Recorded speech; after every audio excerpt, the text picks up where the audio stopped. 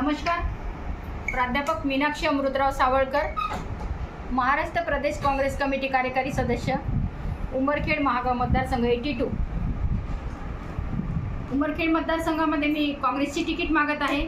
गेली 30 वर्षापासून मी काँग्रेससोबत काम करत आहे आणि तळागाळातील लोकांसोबत काम करत आहे.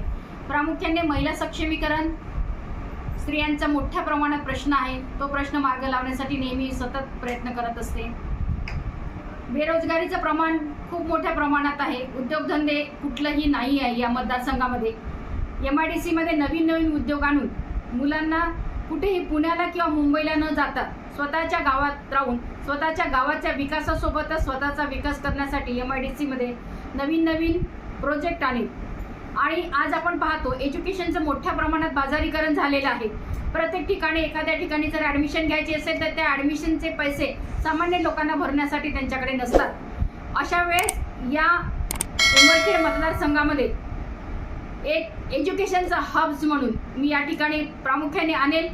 आणि जे गोरगरीब विद्यार्थी आहे, ज्या विद्यार्थ्यांची पैसे देऊन शिक्षणच घेऊ शकत नाही, पैसेच नाही त्यांच्याकडे पण हुशार आहेत, अशा मुलांना मोफत एज्युकेशन दिलं जाईल. महिलांच्या संदर्भात महिलांना स्वतःचा उद्योग, स्वतःची उभारणी करण्यासाठी वेगवेगळ्या योजनेतून त्यांना आपण लोन देऊन एक मोठ्या प्रमाणात त्यांना उद्योग उभारून देईल. आणि आज आपण पाहतो देशामध्ये जवळपास खूप मोठ्या प्रमाणात महिला पुढे गेलेल्या आहेत. पण महिला पुढे जात असताना त्यांच्याकडे जी काही कौशल्य आहे ते कौशल्याचा विकास करून मोठ्या प्रमाणात या ठिकाणी काम करण्यासाठी महिलांना संधी आहे.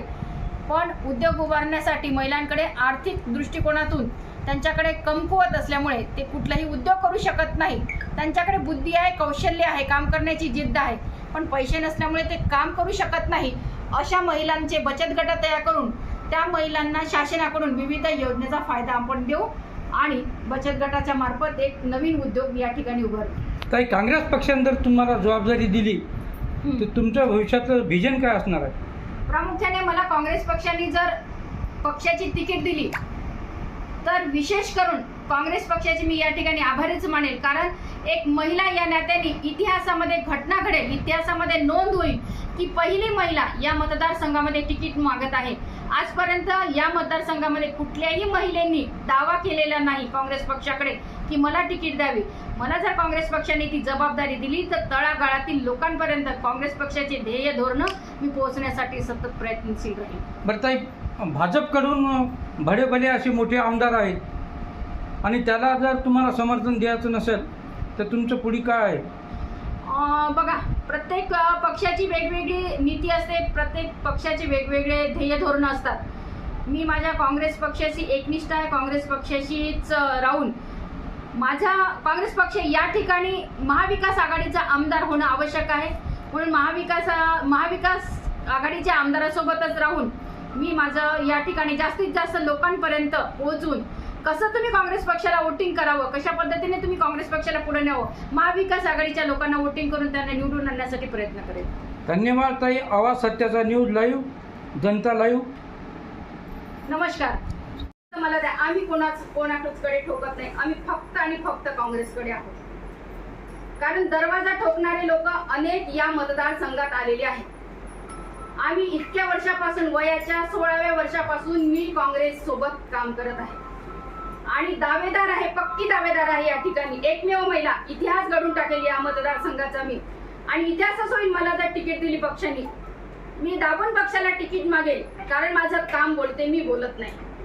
मागच्या पंचवार्षिकला मी प्रिन्सिपल होती BEd कॉलेजची. मला राजीनामा द्यायला लावला. मी राजीनामा दिला आणि सतत तेव्हापासून या मतदारसंघामध्ये मी काम करत आहे. म्हणून मी माझ्या हक्काचा मी कोणाला देऊ देणार नाही. मी माझा हक्क मी पुढच्या माझ्या पक्षश्रेष्ठीला बोलेल आणि ते मागेल. पण जरीही तुम्हाला असं वाटत असेल, कारण सगळेच जण मला आजच येता एक बातमी आली, काही लोक समजा जर आम्हाला काँग्रेसने तिकीट दिली नाही, समजा जर आम्हाला काँग्रेसने तिकीट दिलेलं नाही, डबल वाक्य वापरलं मी, तर शिवसेनेचे उद्धव बाळासाहेब ठाकरे यांच्याकडून आम्हाला तिकीट द्या. पण आम्ही कोणाचंही दार वाजवलेलं नाही.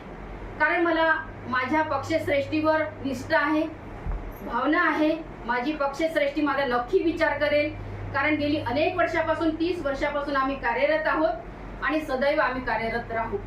याही व्यतिरिक्त समजा मला सोडून इथल्या ज्या व्यक्तीला तिकीट मिळाली, जे कोणी पार्सल असेल त्याला तर भेटू देणार नाही, पण जे कोणी इथले आमचे लोक आहेत जुने, त्यांना जर तिकीट मिळाली तर तन मन धनाने मी त्यांच्यासोबत राहील आणि काँग्रेसचा या ठिकाणी आमदार राहील 100%.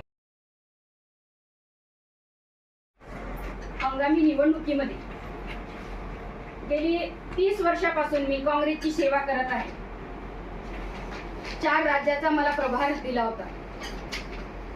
मी काँग्रेसला तिकीट मागत आहे, दावेदारी आहे माझी काँग्रेसकडे. आणि गेली इतक्या वर्षापासून 4 राज्यामध्ये मला प्रभारी दिलं. 4 राज्याचं मी काम केलेलं आहे. ज्या ज्या राज्यामध्ये मी गेली त्या राज्यामध्ये माझे उमेदवार निवडून आले. फक्त बुद्धगयाचा एक माझा आमदार पडला, पण ज्या ठिकाणी मी गेली त्या ठिकाणी माझे आमदार निवडून आले. म्हणून मी काँग्रेस पक्षालाही दावेदारी करत आहे की होऊ घातलेल्या विधानसभेच्या निवडणुकीमध्ये एक सक्षम महिला, एक सुशिक्षित महिला आणि सर्वसामान्याला घेऊन चालणाऱ्या महिलेला त्यांनी तिकीट द्यावं.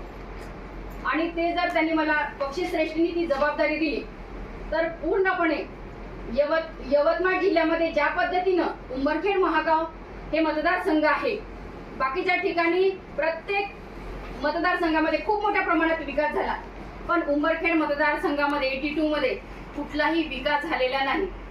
उदाहरण घ्या, धानकीला पाण्याची व्यवस्था नाही. असे 16 गाव आहेत. जेव्हा इथं निवेदन दिलं मी कलेक्टर साहेबांना, तेव्हा दुसऱ्या दिवशी तिथं पाण्याची व्यवस्था झाली. म्हणजे पाण्याच्या याच्यासाठी माझ्या महिला कितीतरी कोसो दूर जाऊन पाणी भरतात. अवस्था इतकी बेकार परिस्थिती या उमरखेडची आहे. जर मला पक्षाने तिकीट दिली तर चांगल्या पद्धतीनं मी या उमरखेडचं नंदनवन करीन असं मला वाटते. आणि मी तुमच्याकडे ग्वाही देते की होऊ घातलेल्या 1 तारखेला कुठलाही वाढदिवस न साजरा करता जो काही माझ्या वाढदिवसाचा खर्च येणार आहे तो पूर्ण खर्च मी एखाद्या होतकरू मुलाला दत्तक घेऊन तो त्यांच्या शिक्षणासाठी लावेल. याच उद्देशाने मी ही पत्रकार परिषद करायला पाहिजे की महिलांचं प्रमाण किती मोठ्या प्रमाणात या देशात असून सुद्धा, महिला पुरुषाच्या खांद्याला खांदा लावून सुद्धा काम करत असून त्यांना आज पाहिजे त्या प्रमाणात स्थान दिले जात नाही. या सर्वांचंच एक फलित म्हणून उमरखेड मतदारसंघामध्ये एक मोठ्या प्रमाणात आपण पाहतो की छत्रपती शिवाजी महाराजांचा पुतळा गेली 2.5 वर्षापासून बंदिस्त आहे. त्या पुतळ्याला कोणीही कितीतरी लोकांनी प्रयत्न केले का ते पुतळा बाहेर निघावा आणि त्या पुतळ्याचं सुशोभीकरण करून पुतळा ज्या ठिकाणी मागणी केलेली आहे त्या ठिकाणी त्या पुतळ्याचं व्यवस्थितपणे मांडणी करून ते पुतळा सर्वांना दर्शनासाठी ठेवावा. 18 पगड जातीला ज्या व्यक्तींनी 18 पगड जाती एकत्रित करून ज्या व्यक्तींनी शासन कसं करायला पाहिजे आणि शासन करत असताना प्रत्येक व्यक्तीला समान दर्जा कसा द्यायला पाहिजे त्यांनी शिकवलं. त्या छत्रपती शिवाजी महाराजांचा पुतळा गेली 2.5 वर्षापासून बंदिस्त आहे आणि पुतळ्या समितीच्या सोबत मी ठामपणे उभी आहे. जोपर्यंत हा पुतळा बाहेर काढत नाही आणि बाहेर काढून त्या पुतळ्याला ज्या ठिकाणी त्यांनी मागणी केलेली आहे त्या ठिकाणी पुतळ्याचं अनावरण होणार नाही आणि व्यवस्थितपणे ते मांडणी करणार नाही तोपर्यंत मी ठरवलं की 1 जुलैला होणारा वाढदिवस साजरा करायचा नाही.